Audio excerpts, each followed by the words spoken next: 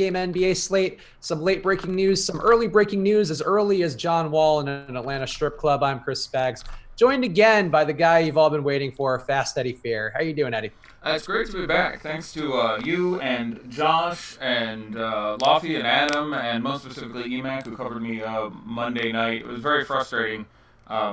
I had put in several hours of getting ready for a slate I was really excited about, and a lot of my horses came in, and I was unable to share that information with anyone because the internet crapped itself, which happens once or twice a year, and happened there at a really, really difficult spot. So unfortunate the way that worked out, but thanks to all you guys for minding the story in my absence.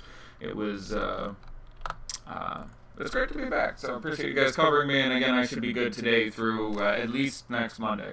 I don't know if I'm off next Tuesday, and we'll figure that out, but it is very, very good to be back. Yeah, Chuy's is Mexican. It's my favorite new shirt. Check it out. It's Juan Solo. He's got a mustache and a sombrero. You can't see it. But Is that from your fajita night? That was from my fajita night. Apparently, I'm not a real take pictures of my food, but I had a really enjoyable night with my family, and just one of those feeling good about life type of days. So I took some pictures of my family and put them out there, and yeah, I've had fajitas, I don't know what's month for the last year, but now apparently it's a fajita day. So yeah, grades upgrading in about 20 seconds. Someone asked about rankings, so they should be in basically momentarily. Please stand by.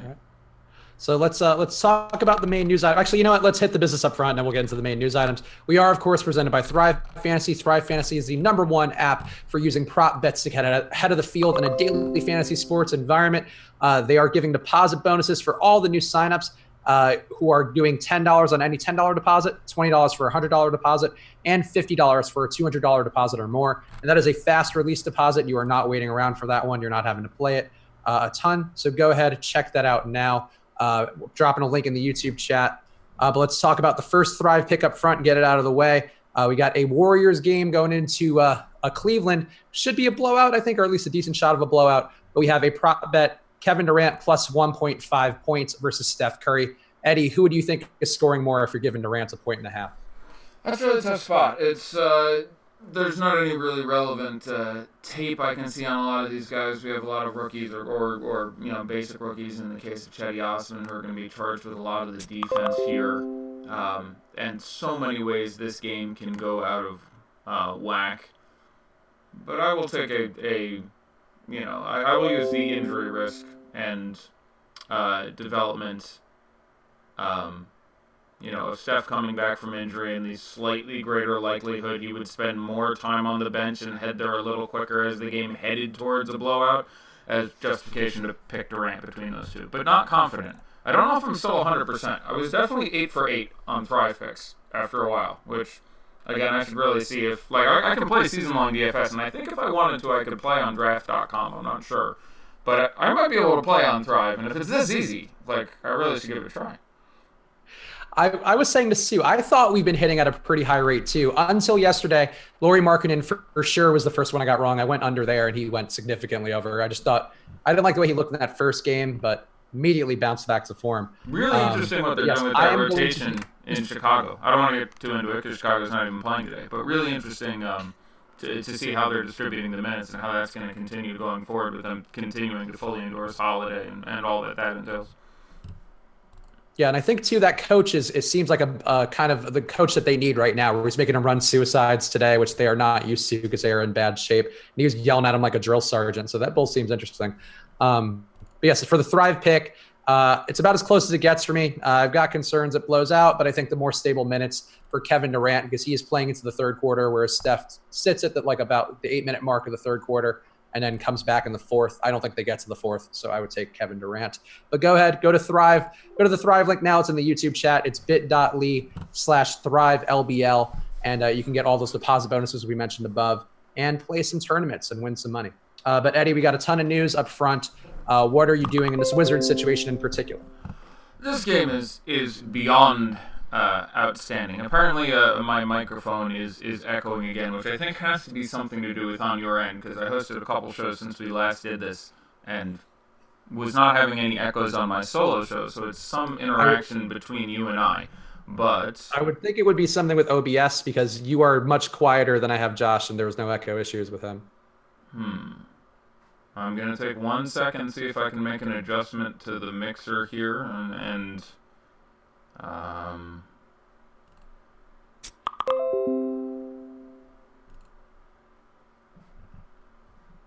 It's always funny though when these things happen because we have different controls and variables with all the hosts in play here. And yeah, so you have your hosts who have not have issues with, but I think the thing is you're producing, so it's got to be something with the production side. yeah, it does make sense. It's not all Spags' fault. Kyle Tishammer, what a name, Jesus. Engelman, if you're in chat and can think of any reason that this might be the case, it didn't get fixed last time even when I went to the cam mic, so that was what I thought. It could be the device, but it is something in the mixer and something we're going to have to look at, so I will attempt to just speak as distinctly as possible. Hopefully it is tolerable going forward, and yeah, Josh and I should have had a show on Monday, but again, my internet exploded, so I haven't had time to get into this. But we'll get it sorted out by next show. I'll make sure to schedule some off-air time to see if we can figure out what this is.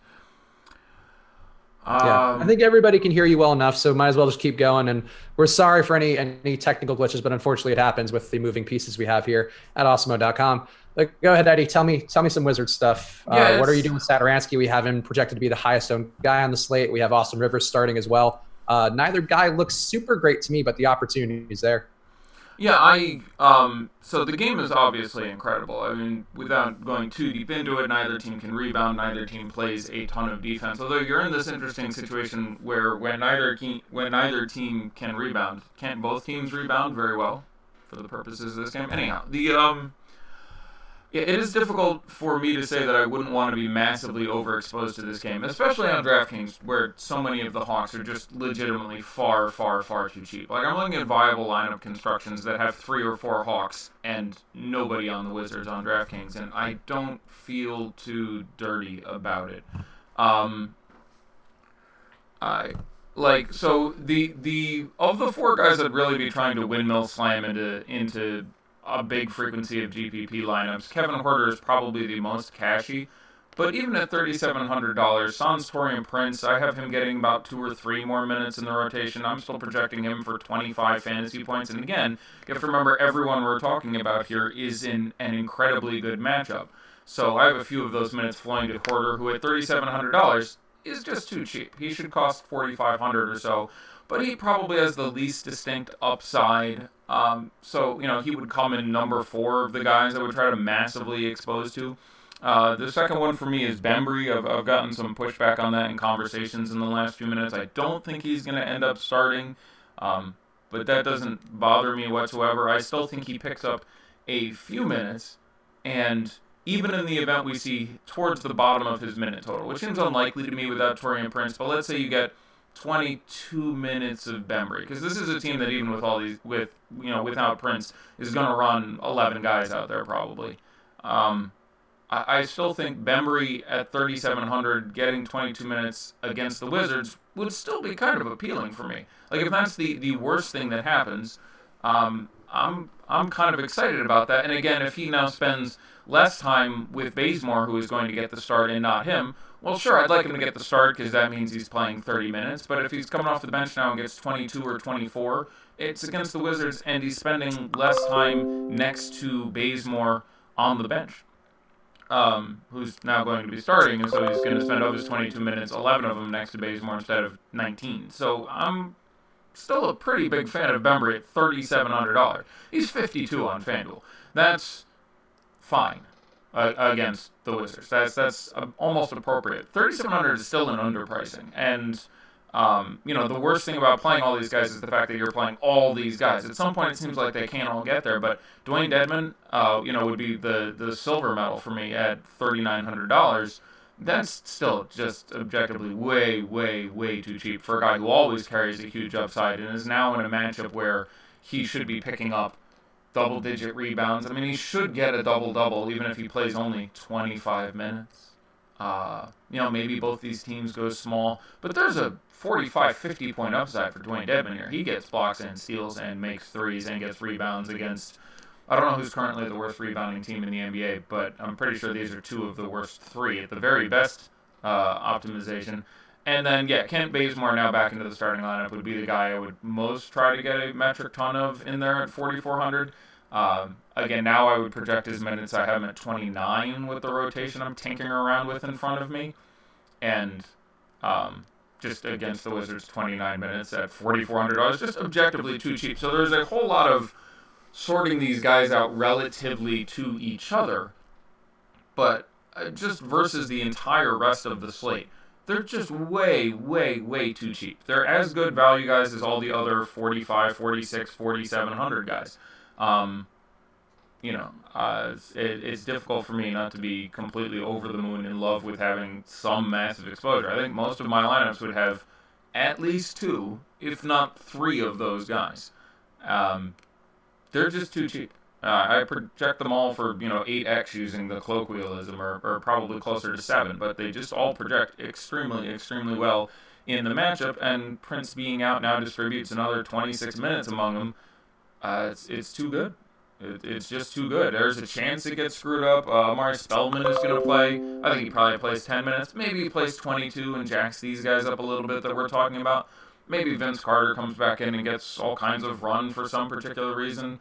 But there's even a real chance that this game stays close. And I'm not surprised if they all get there. All these guys can certainly get value in this matchup. We don't have any template or roadmap or relevant tape to watch this year. This is the first 2 times these teams have played each other, even being in the same conference. But so just taking a minute to talk about specifically the Hawks on DraftKings, yeah, I would just go over on all those guys.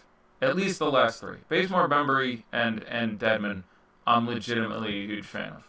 And I know people are I've heard some, apparently they were talking about it on the last show, because I was in the middle of talking about Bembry with someone in direct messages when someone came back and says, I don't know if it was Lofty or but one of the hosts on the previous show, I think, was very anti-Bembry, which I don't understand the impulse of offhand, but if we expect him to be mega chalky, that would make sense. And obviously everything I'm saying should be amortized and proportioned among how owned we expect these guys to be. But this game should be a fantasy gold line, and then when you make everyone incredibly cheaper, things get good. And Satoransky start, and Jeff Green is not going to play. The news just hit. So flipping across the ball there for a second, the Bradley Beal situation is a bit complicated. I've after being out 2 days, I spent the entire day talking about basketball with various people, and one of the things with Brad Beal is I was talking with in a 3-person conversation. One person's like, I just ran the numbers, and Brad Beal in his career has 31.7 points per game with John Wall and 31.6 without. And that involves, if you take like the entire career and take a sample size and go all the way back. If you shorten that up to the last 4 years, it goes from like Beal just being better goes up from like 33 points a game with Wall to like 36.5 without, and then if you look at the last 3 years and 2 years, it even gets a little bit more dramatic. So it is a positive matchup for Beal, but I think the things we want to point out here is that's one of the reasons Bazemore has slid into the starting lineup. He's going to try to guard Beal. He's their best chance of stopping him from having a massive game, but I don't particularly like it. I think you do get over under 22.5 shots or something like that out of Brad Beal here. The matchup's outstanding. There's a decent chance now that this game stays close.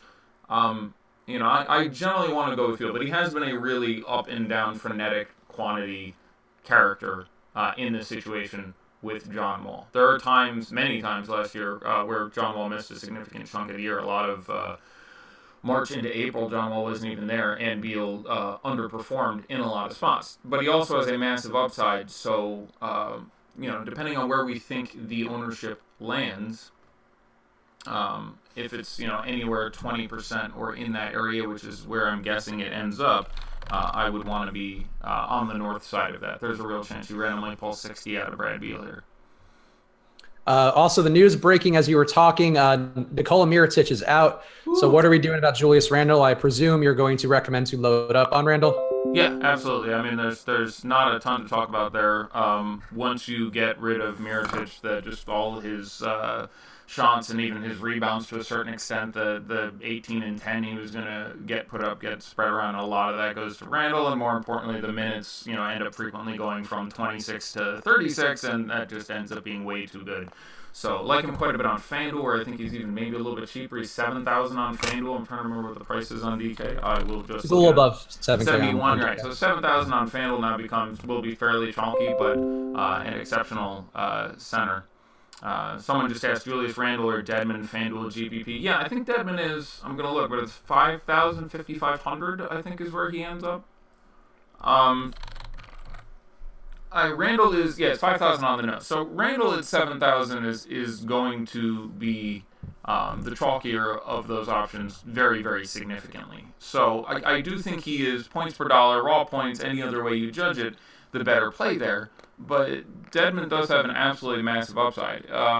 His play is, strongly commensurate with how well he is doing, like a lot of players. Not all players. There's guys who are just limited or get up and down minutes for reasons other than how well they're doing. But when Dedmon's doing really well, he gets a little more run on the string, and Len is less minutes or doesn't even play. And I do think this is a game that goes small. So, Len or Dedmon on FanDuel, I'm less excited about than on DK, where the price is so low that it's hard to imagine he doesn't get to the upside we're talking about there. But not a matchup I'm super worried with for Randle whatsoever. So, Randle is the better play. But, percentages on FanDuel, I think you're looking at, I'll say 27 for Randle, which is pretty high on a 10-game slate, and 8 for Dedmon. So you are going to be getting a big ownership discount. So I'm fine with you playing either of those guys. But just who do I think ends up being the better play? I do think it's Randle more often than not. But of the guys I'd like to pivot to, Dedmon would be high on that list, even at 5,000. How do you feel like this affects Jrue Holiday? He just went off the other day when Mirotic was ruled out, and it seems like there's a little more usage to go around, obviously with Mirotic not in the lineup. It's not a perfect matchup versus Dallas, but I'm wondering, Holiday's priced up quite a bit on DK. Do you think he's worth it? He's quite a bit up on FanDuel, too. I think he's 9-1 DK, 9-6 on FanDuel. Do I think he is worth it? I think he is worth it at ownership. You are going to have a very chalky Bradley Beal. You are going to have several of these value plays. And I'm not even really done with the Wizards and Hawks game. There's a lot of other guys I want to talk about there. But I'm trying to go guy by guy to express, just how phenomenal the spot ends up being. But Jrue has a 60-plus point upside here, so I think he's fine in tournaments. I would rather play Beal. I would rather play a lot of the value guys. I would rather play Randle, save some money, and expose myself to a similar upside. I would probably rather play DeMar DeRozan in my first lineup for DK. It's very close, actually. FanDuel DeRozan is well underpriced. I think it's 84 FanDuel, 89 DK. At that point, it's $200 extra for Jrue, and I would project Jrue for just a little bit more on the base of things. So I think Jrue is the way to go probably on DK. FanDuel, you save $1,200 going to DeRozan. Those guys basically didn't play at all on the Spurs yesterday. I love the matchup with the Lakers. I'm a big fan of DeRozan, and even by a lesser extent Aldridge tonight at the ownership in which you're going to get him in this matchup. And DeRozan put up 60, I believe. Yeah, it was one of those. He had like 3 60-point games in 4 outings earlier this year, and one of those was against the Lakers. So, a spot where I'm sure an upside could come in. Just at the ownership, I like that a lot. So, like on FanDuel, I see DeRozan as a very interesting pivot off Brad Beal at almost the exact same price and probably a fifth of the ownership. Yep, I would agree with that. I think that makes sense. DeRozan, too, was looking pretty good before Popovich just kind of spanked him on the butt and put him all on the bench yesterday. It was like, I think 8 minutes were left in the third quarter when they took him out, which frustrating, but you get it with a bunch of old guys on a back-to-back. So the rest of the game there, I want to say, I just answered your question, Rinpeck, right as it came in there. Shout out to my good friend Rinpeck, who is a good guy, hard worker, and needs a job as his company randomly just screwed him. So shout out to Rinpack in chat if you need a valuable human being and you're in HR. So looking at, hold on, I don't want to be done here with the Hawks actually because there's more to talk about on the Hawks. Young makes a ton of sense in tournaments. Certainly could end up dominating the usage. You'd like having Prince after that. I think he is a worse point per dollar play than all the guys I've talked about so far, but clearly is a guy who carries a massive amount of upside. I would much rather play him at 6,000 on DK than 7,000 on FanDuel, where you're also paying half the price for turnovers, of which there will be 5 to 10, and you're getting a little bonus for 3-pointers, which will be a lot of the scoring. So DraftKings, I think he's still exceptional. FanDuel, I'm still not over the moon with it, but obviously if he's ever going to be in play, this is going to be the spot, and certainly fine if you're correlating back. And again, FanDuel, the guys are just so much more expensive. Everyone we talked about is, Young is 1,000 more, Porter is 900 more, Bazemore is 900 more, Collins is 1,100 more, Dedmon is 1,100 more, Bembry is 1,500 more. So, an average of more than $1,000 surcharge there, taking those guys from exceptional plays to just fine plays. There's nothing wrong with playing Young or Porter or Bazemore or Collins. I'd legit still like Bazemore at $5,300. At this point, knowing he's getting the start, that gives him some sort of minutes safety, or as much as you're going to get out of anyone on Lloyd Pierce's Atlanta team. And the matchup is so good, I have to like him more over guys like Fournier, who I really liked on FanDuel, who was too cheap at $5,200. And then the other guy you can talk about here is certainly Jeremy Lin, who's going to catch less ownership on DK than a lot of these other guys, just because the pricing discount isn't as abusively low, but can still certainly get his. I would not play Amari Spellman being the last guy there. Flipping across the ball, especially on FanDuel, Markieff Morris is still in a very, very good spot. This is actually the best spot he can have in this bench roll, getting all the center minutes. He's been exceptionally productive. He had one abortion single-digit game, but other than that has 29 to 44 fantasy points, like, I don't know, 8 of the last 9 games. I haven't looked in a day or so, but it has just been incredibly productive in that role. Way too cheap on FanDuel, where he's even dollar for dollar cheaper than DK. Obviously still power forward eligible, and this is basically the best matchup he is going to get, or one of the top 2. So Markieff, still an excellent piece on either site. Otto Porter, very much in play in either one. Going to spend most of his time at the 4 in this game, and 4s against Atlanta have been just a smash spot all year. I'm fine with that. I would probably slightly rather play Austin Rivers than Tomas Satoransky, this based on the fact that I do expect Rivers to bring the ball up more, and if they're both starting, that's where I want to go. And I'm guessing the ownership comes in lower on Rivers than Satoransky. Do we have... Yeah, negligibly so. 7% difference. Satoransky projected for 44, Rivers for 37. Wow. Wow. 44 and 37 on a 10-game slate. Those are huge numbers. Yeah, I like all the Atlanta guys. I mean, if we're talking DraftKings, I think I might like all the Atlanta guys more than either of those, especially if that's the ownership. It's going to depend where we come in on the rest. But if all the other guys I'm talking about on Atlanta are 15 to 20 and those guys are 40, yeah, I'll just take all those other guys. Like, there are any number of ways in which Rivers and Satoransky can fail here. And obviously there's any number of ways in which these Hawks can fail too, but just I'd have them projected similarly enough that if you're talking 40-45% ownership versus 17 for Porter or Bembry or I don't think we have time for the full Family Feud game. There's a lot going on here, but how many Hawks are in the top 5 along with those 2 Wizards? Only one Hawk. Bembry is the lone Hawk there, but there are 3 Wizards, Satoransky, Rivers, and Porter, all projected for the top 3. Yeah, you're not going to go long until you hit. You're going to see Dedmon and Oubre pretty soon, and with assuming we update soon, I would think you'd see Bazemore hit as well. So all of those guys are going to come in as well. So those numbers will normalize a little bit. For those reasons, you will see Satoransky and Rivers come down, and you will see the other guys we're talking about come up a little bit. But yeah, I would slightly rather play Rivers than Satoransky. And I'm 1 for 1 lifetime in saying I would play Rivers in anything. So I'm going to push it to 2 for 2 here. But I'll take Rivers over Satoransky, choosing between those 2 guys right now. Interesting. Okay. What are your thoughts? I don't know if I missed this part, but what are your thoughts on John Collins, just because somebody specifically asked about him in the premium slot? Sure. No, I didn't specifically mention him. He's sort of less abusively well-priced, but obviously all the upside in the world, just a phenomenal rebounder against another team that, again, just can't rebound. He's just underpriced still on both sides. FanDuel, almost appropriate now, almost appropriately priced. DK is center only for some reason, which is a pain in the ass, especially when he really plays very little center and most of his time at the power forward spot.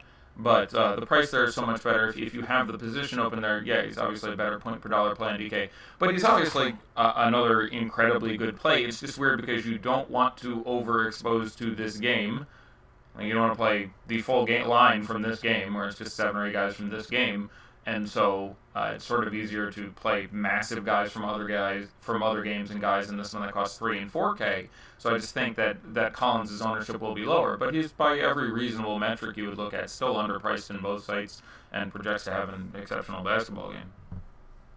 Here's a counter question to all this talk about Atlanta, Washington from Raboshua in the premium Slack. Do you think someone can win this slate and not have a piece of the Washington Atlanta game? No.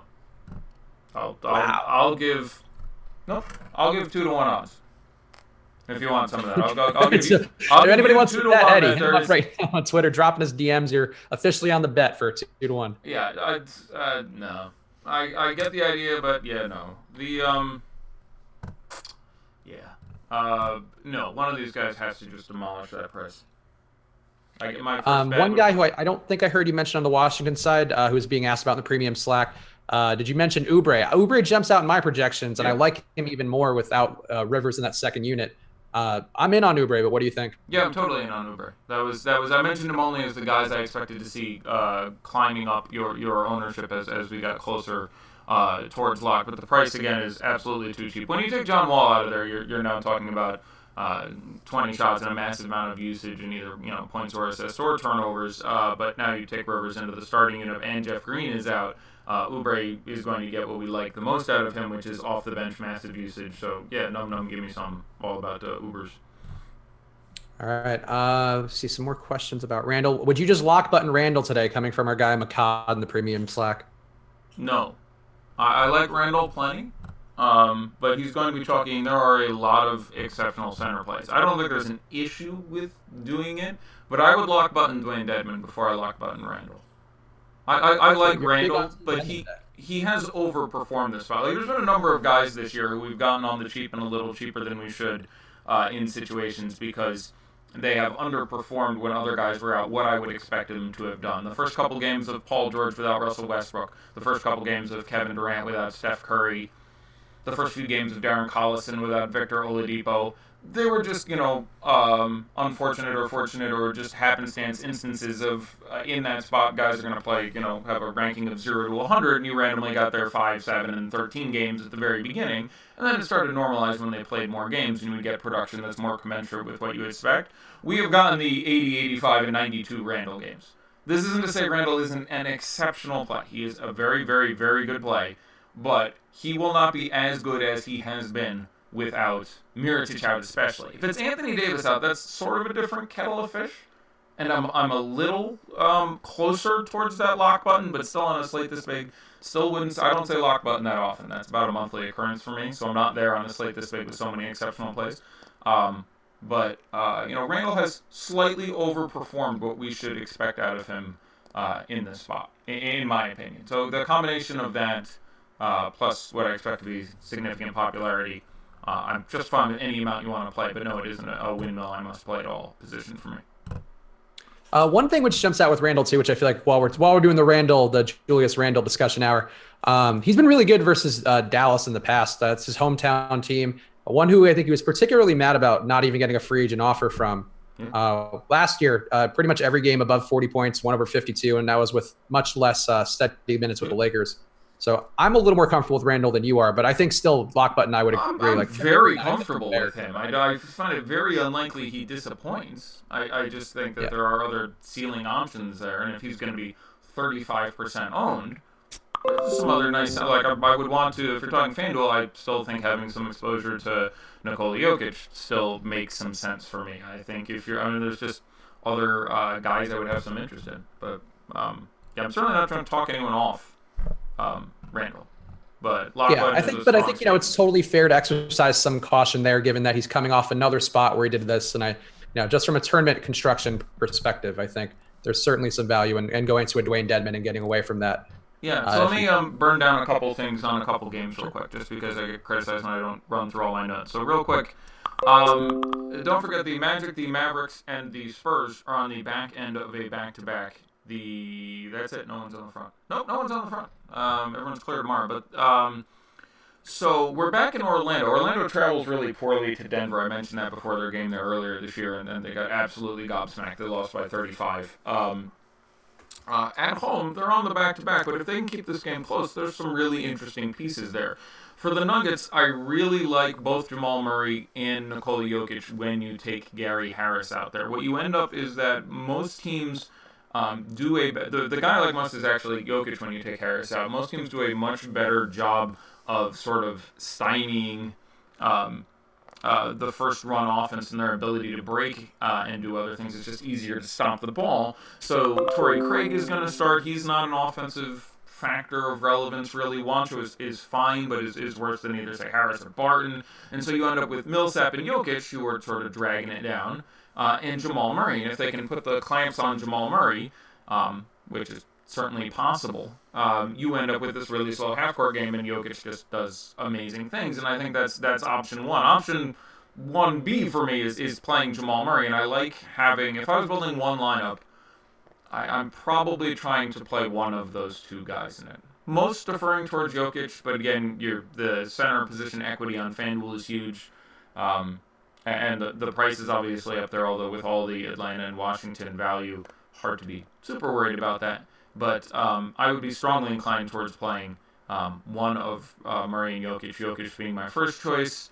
And Jokic has been very good against Vooch, much more so than the converse. Aaron Gordon is really cheap, but he is on the back-to-back and has been really up and down and is normally pretty frenetic. So if we think his ownership is at all swollen today, I don't think I'm going back there. But another guy who a number of questions have been asked me about. The Cavs game, again, a lot of this value is kind of interesting, but with everything that opened up in the Hawks game, these are now just all tournament options. They just none of them, the value guys in this game project quite as well as the guys in that other game. I was a huge fan of Kevon Looney. I have like 2 paragraphs written up on him for Monday. That was very frustrating. But he's the guy I expect to have the most solid role here. He's still very much in play on FanDuel. He's 4,800, but 3 per steal and block is good. I expect him to continue to start, especially with Draymond out. And then when we lost Damian to the torn pec, his role was going to be the most solidified of those guys, and then probably Jerebko, and then you still have a chance of getting Jordan Bell games, who makes sense in tournaments for me. But Kevon Looney, the guy I'm most interested in there, I have no reason not to expect this Warrior team to wreck this Cavs team. Obviously, you're getting Steph still at a really cheap price. If you want to spend $9,700, both sites, especially on FanDuel, then for Steph Curry, I have no issue with it. He can certainly get there in 3 quarters. But again, just tournaments because of the real chance that this goes crazy. I would probably rather play George Hill than Colin Sexton at their reduced prices, but I think they both make very strong tournament plays.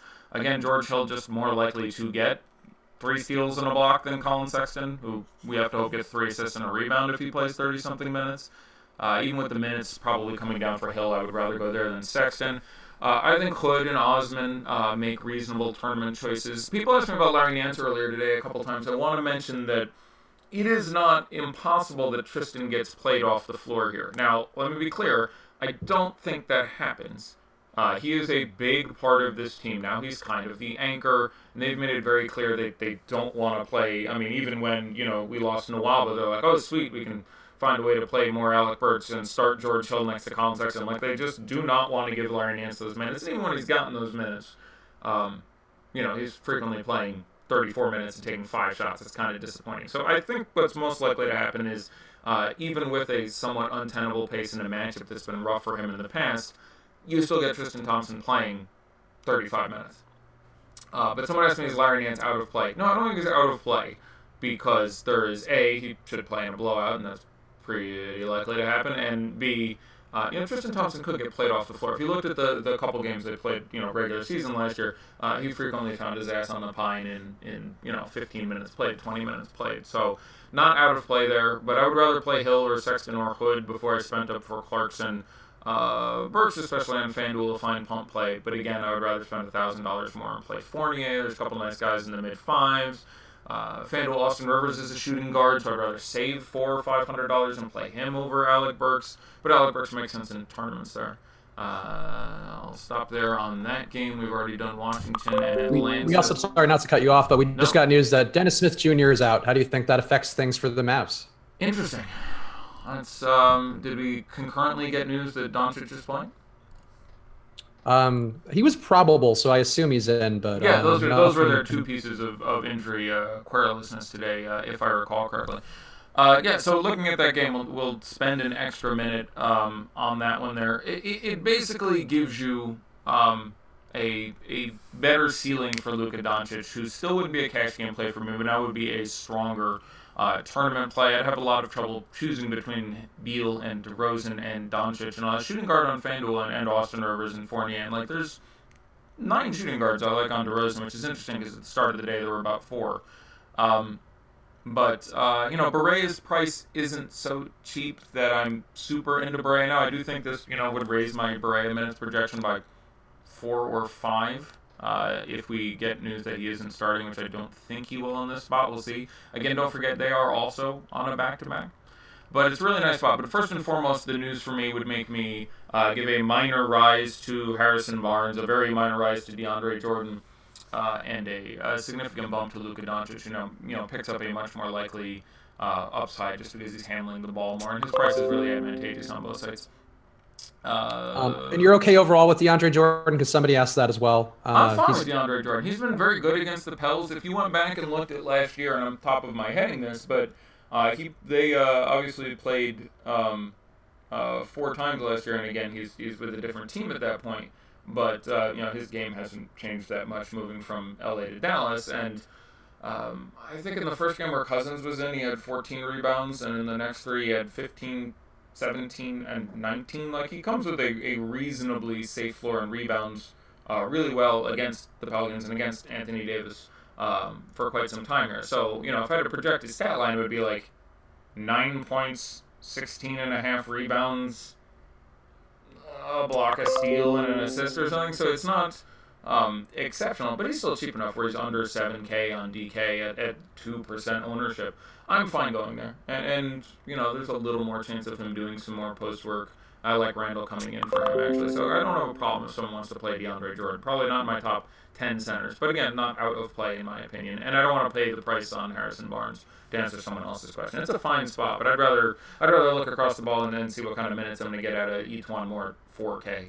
There's sort of Harrison Barnes Jr. They sort of have actually pretty similar games. Barnes is just a lot better at it.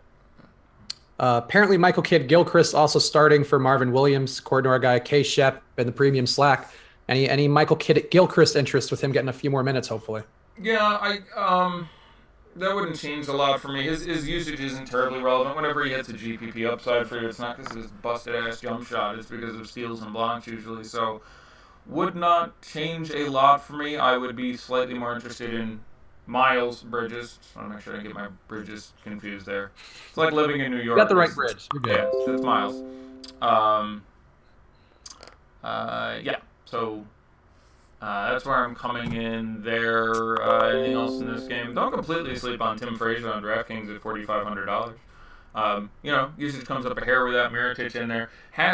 He is purely an assist guy, but he's a very, very good assist guy.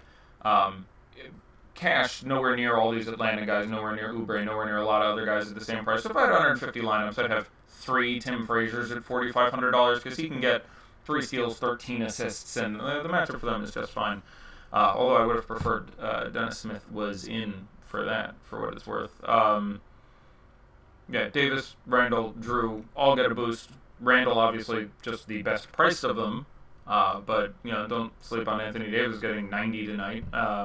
Don't sleep on Jrue Holiday possibly getting 60. So moving on, like Karl Anthony Towns a lot. I slightly prefer Nikola Jokic.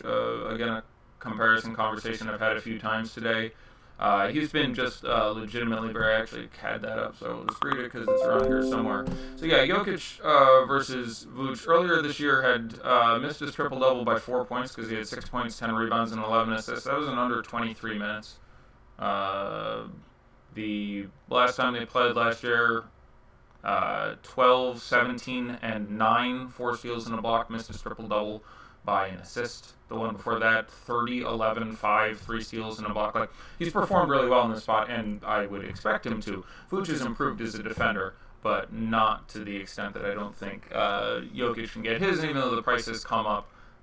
Still a fan if you wanted to play Jokic and anything. So slightly prefer him to Towns. That being said, Towns is still a little cheaper than he should be in this spot. and the ownership should be really nice. So no issue with you running Towns out there. A lot of people asked me about Covington. He, again, has been overperforming to a certain extent. He will not shoot this well. He will not get quite this many steals and blocks. But the minutes are massive. But it's, at this point, more of a cash game play for me. And even when you say that, like, cash Covington still feels bad. And maybe that's me with just years of bias against 76ers Covington, I'm on the where same page with you. he was the least competitive. I mean, since the trade, the Timberwolves have been just phenomenal. They've been really good. Watching how they've employed the personnel, they have just a totally different defensive system. I'm really impressed by Thibodeau, and it's been 6 years since I've been really impressed by Thibodeau in anything. But that team has been really impressive, and so has Covington. In this game, I also wouldn't sleep on Batum. It's actually a really strong matchup for him. There's a chance he does absolutely nothing, but he's $4,500 and is a pivot off Oubre, we'll say, for one. Batum is going to outscore Oubre at least 4 out of 10 times here, and has some sort of reasonable upside, so I think that's interesting. I like Marc Gasol a lot. It's just a superb matchup for him. He has been remarkably consistent and remarkably good this year, and they don't have anyone who is going to stop him from doing basically anything he wants to. I mean, I don't know, he was bad against Philly, but previous to that Philly game, had somewhere between 40 and 60, like 8 games in a row. He has simply been massive, including playing these Clippers and getting, I think he had 55 in that game, 50 plus. It was 50-something. And I have no reason not to expect the same thing again. So, especially at his ownership. This is DraftKings only, because he's 8,600 there, and FanDuel is 10 and change.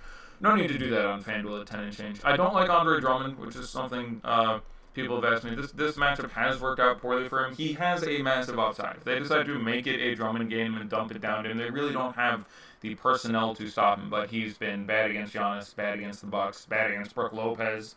I would much rather play Brook Lopez than Andre Drummond. They would both just be tournaments for me, but in a world of Julius Randle, paying up for Drummond just doesn't make a whole lot of sense for me. Otherwise, from that game, I think I saw someone ask me a question a minute ago about Stanley Johnson. Yeah, I mentioned Stan the last show I did. He's really flourishing in that second role.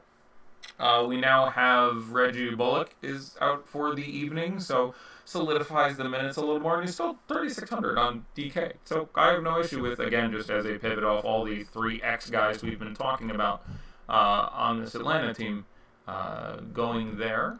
And then I feel like I'm missing a game, but my notes are done. Oh, the Spurs and the Lakers, I did them first just because I was looking at LeBron. And yeah, so really like LeBron, really like DeRozan. LeBron's price has come down too much. I had some stinky games, but Lakers favored by more than I thought they would be in this game. I think it was 8 points or so. I expected it to be a little closer than that. But the Spurs on a back-to-back, but everyone played, 19 to 23 minutes last night. I'm not overly concerned with that. Again, I mentioned that DeRozan had this massive game earlier this year. Certainly no reason it can't happen again, and I expect the ownership to really work out well for him in that situation. Aldridge still in play for me at that price. That will normalize back up. You're just looking at a bad streak. Lonzo at 5,200 is fine in tournaments. I'm not thrilled with it. But the big guy in the Lakers would be LeBron for me, especially on FanDuel, where he's only 10-7. That's really, you're saving $2,000 off Giannis. And I have him projected for a point less. So, I will take LeBron there pretty obviously. And JaVale on DK also shouldn't be out of play where he's still at 4 whatever. He can get on top of that. So I guess to sum all the information that you've thrown out there's a lot to distill for the folks. Haas24 asking if you were building one lineup on DK, who would be the first couple you would want in? Say again. I'm sorry, you broke up for a minute. If you were building one lineup on DK, who would be the first couple you want in? First couple, just players overall? Yep. In a tournament lineup, the first couple players I would want in would be Dwayne Dedmon and Kent Bazemore. Probably Brad Beal, because I do like him a lot as a play, and just push over the top by the fact that I'm starting with at least 2 Hawks. Probably center and utility Gasol and Jokic, and go from there. Maybe put Kelly Oubre in as well, just stack up on that game a little bit. If I didn't play Jokic, I'd want to play Jamal Murray. Don't hate Eric Bledsoe in this spot. As another guy, he's under 7K. I like him a fair bit here, just tournaments. And like him less than, say, Jamal Murray, who also saved you $200, I think, But that's where my brain goes to start. After that, LeBron, if it prices in there well, I can certainly see having like the guys I mentioned, LeBron, and so you're just literally playing four guys who cost you 36 to 4600, and then like LeBron, Bazemore, I guess is in that list. So LeBron, Jokic, Beal, and then seeing where it all works out. But I imagine that's about how my first lineup would be built. Let's see. Any Troy Brown for you today, given all this talk about the Washington Atlanta game? Troy Brown, pretty good per minute player so far as a rookie, but obviously who knows? Yeah, I think that's a step too far. I get where you're going. There's just other guys that project a little more. He's not out of play, but like I think I'd have him after Thomas Bryant, for example. So I mean, he'd be well down. He'd be my 13th favorite play in this game or something, which is hilarious. Let's see. We got some more questions here. Buy low Kemba on DK. Would you do that for accuracy? Yeah, I mean, 81 is 81. Again, there's a real question as to how legitimate this this defense of the Timberwolves is right now. I believe in Kemba. That the change is for real, and that the systemic change, and that the relationship with the coach is good, and that he is running with something, and I expect him to be good the rest of the year. He was over his head for a little bit there, but 8,100 is probably too cheap for him. It is a real question as to what you think about the Timberwolves. I'm perfectly fine, especially if you have, say, Karl Anthony Towns, having Kemba in your lineup. 81, I think, is the price on DK. Yeah. That is just a fine number at that point, but. At that number, you're hoping for 50, and that's a bit of an ask. So I think he's a fine tournament play, and obviously that price has started to bring him back into play. But it's not one of my first guys, and wouldn't be in first lineup. Any thoughts about Ibaka with his price on FanDuel at 5.9K? Yeah, 5.9, and power forward, super good cash play in that matchup. I think you get 30, to 32 minutes out of Ibaka. It's not a good Valanciunas spot. Someone asked me about there. I would rather play Ibaka than him there. He's a bit more of a cashy play. But I like him a lot. I really don't dislike him in tournaments either. I mean, I would have him projected a little worse than, say, John Collins, but you're saving like $1,500, $1,600. So yeah, I'm a pretty big fan of Ibaka. And again, that FanDuel price is particularly advantageous. Rin Pack asking, would you pick two out of Kat, Kawhi, and Jokic?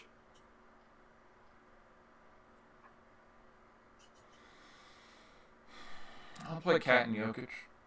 Just because I want a double center whenever possible. Like, I assume he's building a DraftKings lineup, and I like the extra little bit of distinctiveness and uniqueness you get of building the two centers in the only way you can. But I like all those guys. I also don't hate Kyle Lowry, by the way. Has been just fine against the 76ers, and they have been having trouble with point guards a fair bit recently. Simmons not necessarily 100% in my eyes, so I really think... like 77, I think is the tag on Lowry. Wouldn't be out of play for me. Let's see. We got Doncic or Clay on FanDuel for a GPP. Who would you go with? I'd go with Doncic. With the news that DSJ is out, I like the matchup better. I like the pace better. It's more likely that game stays close. There's never going to be a day that Clay isn't just fine in tournaments, because he can obviously make a dozen three-pointers, and that does all kinds of great stuff for you, but Doncic produces in so many ways, and I really love that matchup. So between those two guys, I would stick with Luka. And again, Luka is too cheap. Clay is too expensive or appropriately priced right now. So you will probably get slightly lower ownership, but I would play Luka. Would you find Randle and AD together okay for a GPP? Sure. You want to, if possible, run it back with, say, Luka, but yeah, that doesn't bother me whatsoever. Yes, have some. Batum or Bridges for a FanDuel GPP? Batum. Otto Porter or Trae Young for a DK GPP? Yeah, that's a great question. That's going to come in with, correlation will have a lot to do with that there. In a vacuum, I would probably rather play Otto Porter. There's going to be rebounds for him in this matchup. The time should be up. The shot should be up a little bit. The usage really doesn't translate normally when Wall is out, but with this particular iteration of the lineup, and where Markieff is playing now, I do think it will a bit more. So I would be more inclined to play Otto. For DK Cash, would you go Bazemore, Adams, and Oubre, or Porter, Siakam, and Kaminsky? The former, by quite a bit. Bembry or Chetty for a DK GPP? Bembry, Chetty. Bembry is 3.7. Chetty is 4.6. I want to say or something, but okay.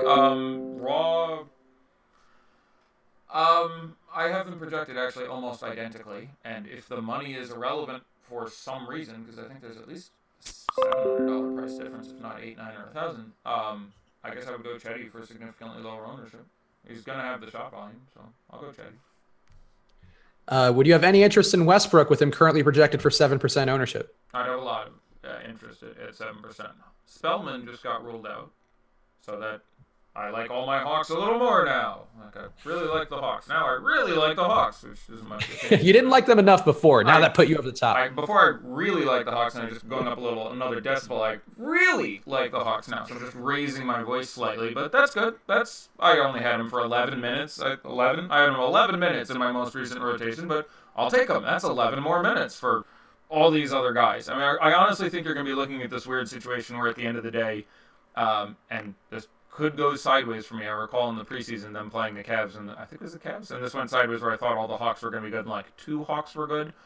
But at these prices, man, against Washington, you have to think at the end of the day, I'm going to look at the top 9 Hawks and be like, these 7 paid off their prices. This guy was okay. This one guy was legit bad. We'll see, but they're just too cheap. There's a real way the fantasy points distribute where all these guys get 25 to 31, and there's certainly nothing wrong with that for all these 3X guys. Would you go Bazemore and Kawhi or Cat and Tomas Satoransky for cash? Bazemore and Kawhi. Let's see. Would you play Frank the Tank in a FanDuel GPP? I think it's fine. I'm not specifically trying to, but obviously it can happen. He's looked good coming off in that backup role. I expect him to have it again. Zeller isn't 100%, and Zeller getting a couple fouls against Cat, certainly not impossible. So I think he's fine to play in a tournament. Again, 10-game slate, not my top 100 guys, but he's fine. Jrue and Trae Young or Beal and Murray for a DK GPP? Beal and Murray. DeRozan and Aldridge or Doncic and Embiid for DK?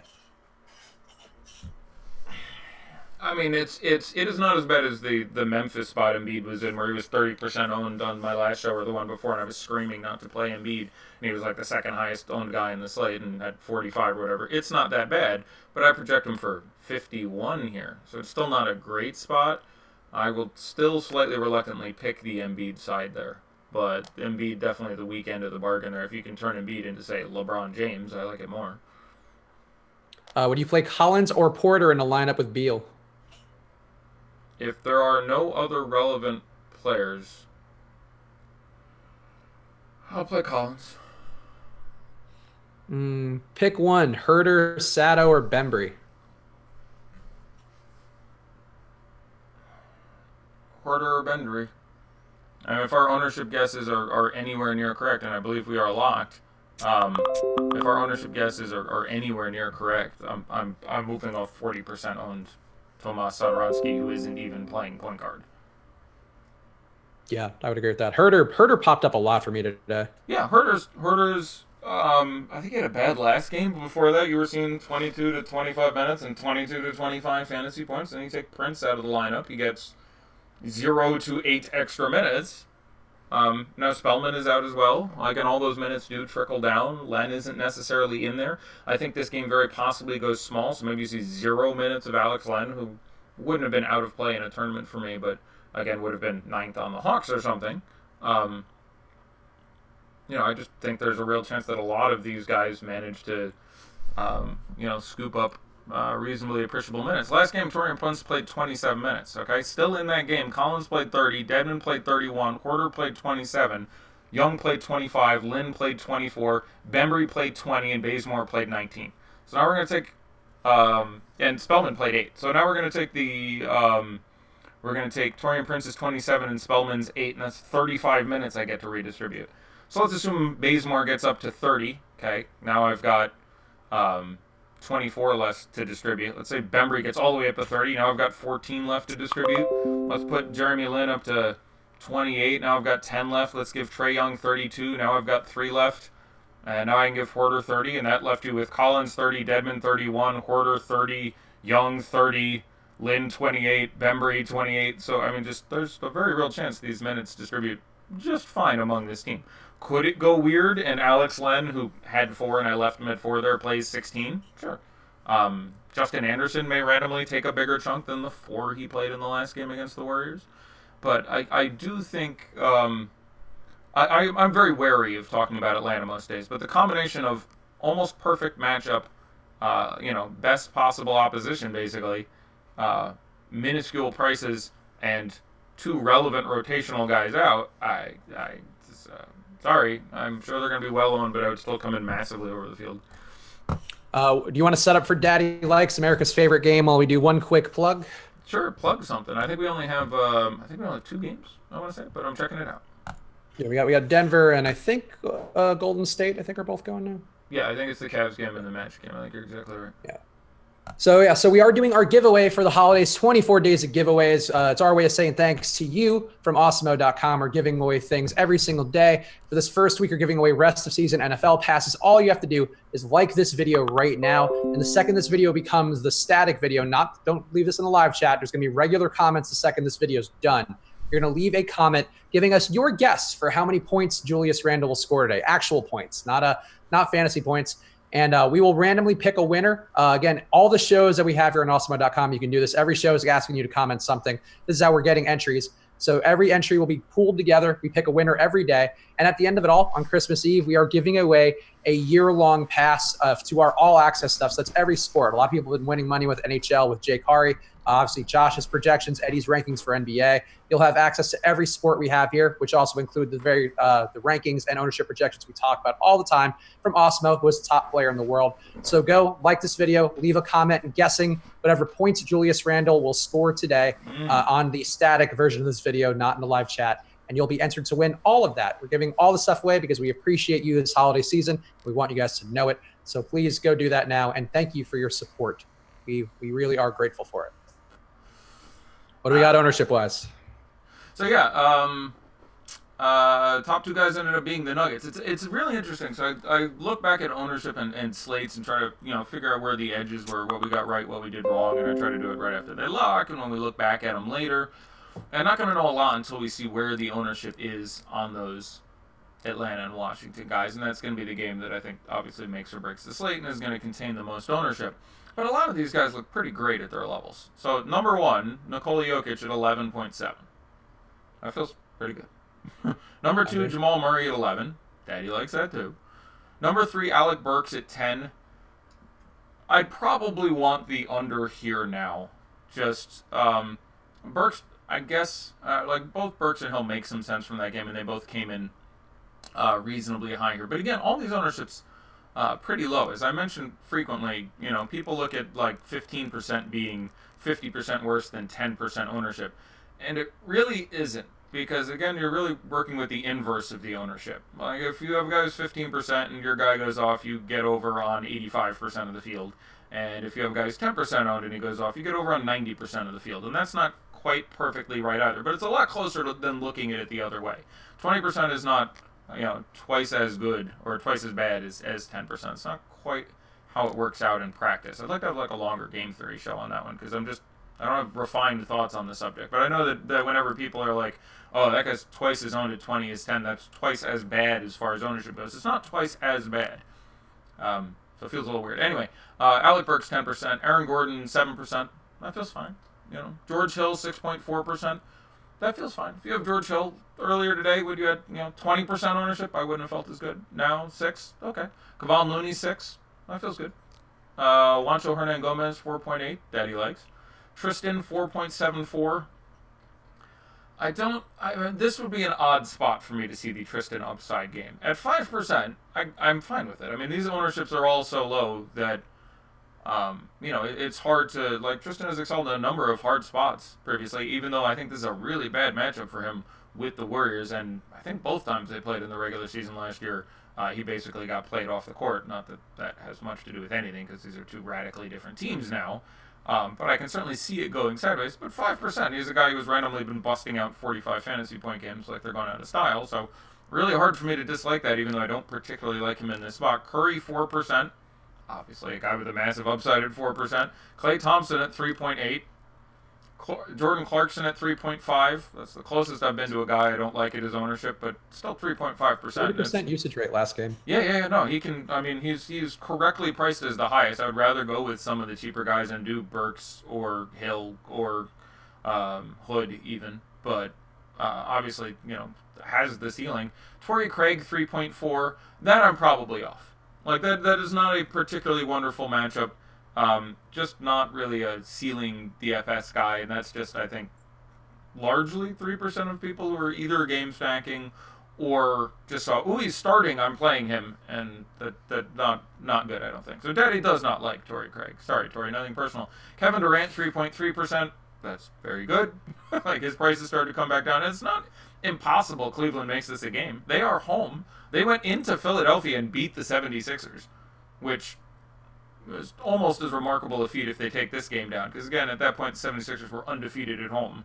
And the Cavs had won 0 road games, I think. Like, they had already tilted both zeros. Monty Morris, 3%. Yeah, so I didn't talk about that trifecta of guys because they're just worse than the Atlanta guys. But the entire Malik Beasley... I mean, I'm playing Monty Morris and Malik Beasley before I get into Torrey Craig. But all those guys were fine GPP pivots off the Atlanta situation.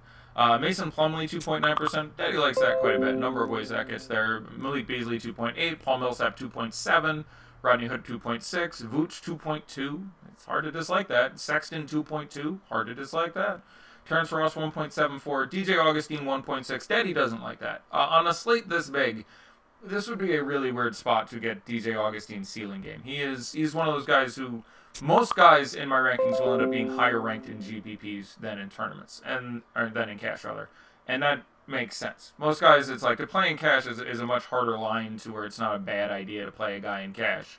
Almost everyone is going to be like a C in cash, but a B in tournaments. Or a B in tournaments and an A in cash. Because almost anyone who has a reasonable upside, draft is sort of a self-regulating mechanism, which is just a big way of saying that it generally works itself out, and the guys who are better end up being higher owned. So almost everyone ends up being decent. It's not hard to get up to a B in GPPs. Most guys are reasonable to throw into a tournament lineup. But this long way around of saying that DJ Augustine, one of the guys who pretty frequently comes in as a better cash than tournament play for me. Because, especially on a 10-game slate, at his price, I need like 38 out of him. That's not very likely. In cash, he's not going to kill me. He's going to play 20, 32 minutes. He's going to get me 18 fantasy points. I can hope for 29. But, yeah. So anyhow, next guy, Jonathan Isaac, 1.4. I'd much rather play him. Drebko, 1.25. Much rather play him. Fournier, 1.23. Much rather play him. I mean, his form has been off. He's starting to cede more usage to Jokic. Again, Jokic was going through that spat of taking... not Jokic, excuse me. Has been starting to cede more of his usage to Gordon and Vooch. With each of those guys, out for injuries for various periods of time. You were getting Fournier at the beginning of the year with like 30% usage. That started to come down to a more reasonable number, but... he'll do better than he has the last few games, and he's still 5,200, 5,300, so bigger fan of that play. Nance, 0.6, sure. Iguodala, 0.6. I guess it's 0.6. Jordan Bell, 0.4. Daddy likes that quite a bit. Trey Lyles, 0.4. Daddy likes that. Livingston, 0.2. McKinney, 0.2. Jonathan Simmons, 0.16. Quinn Cook, 0.07. Mohamed Bamba, 0.05. J.R. Smith, 0.05. Congratulations, you played yourself. He's not with the team. That qualifies. Draymond Green, 0.01. Congratulations, you played yourself. He's absolutely not playing. So, there you go. Sam Decker got a share. Kevin Love got a share. And Gary Harris got a share. So, there you go. Let's burn through a couple remaining premium Slack questions before we hit the bricks. For G-Funk era, would you go Oubre or Barea? I'd go Oubre. I don't have an issue if you want to play Barea. He's going to be well lower owned.